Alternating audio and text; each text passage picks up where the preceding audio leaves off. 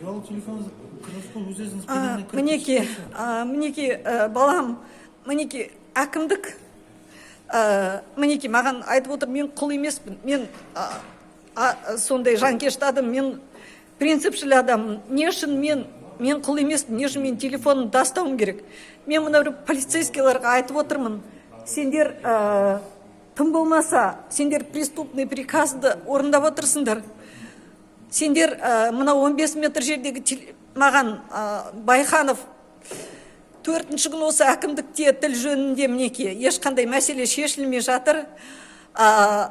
Мінеки енді менің күні бойы бір күнде 5-6 видео мен шығарам тікелей эфирді. Олардың енді артын ашып жатырмын, былай қараш әртүрлі фактілермен.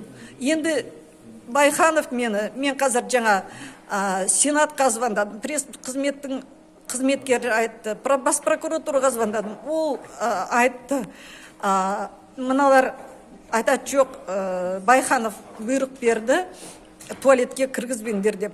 Телефонсыз туалетке кіргізбеңдер. Мен айтып отырмын, мына жерде бір 15 метр туалет, мені апарып келіңдер, под конвойым апарып келіңдер. Мен туалетпен ешқайда қашып кетпеймін. Ой, мына телефонмен ешқайда қашып кетпеймін. Жоқ, мінеки, мен барлық жерім шаршып, қазір мен уже неше сағат мені туалетке жібермей отыр кішкене дәретпен.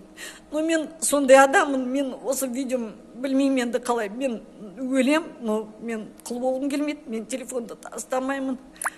Мені осымен пайдаланып, мені туалетке, мүмкін олардың сондай несі, осыдан бірнеше күн жаназасын шығарамыз Бейсенбай тегінің деп жасты қоймаған. Сол әкім полицейский оларды таба алмады, таппады. Өйткені мына билік солай істеп отыр.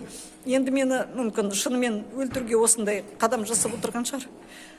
Көмектесіңдерші, пожалуйста, Құдай үшін көмектесіңдерші. Байханов мені туалетке кіргізбей осылай отыр. Маған қазір бәрі жерлерім шаншып отыр.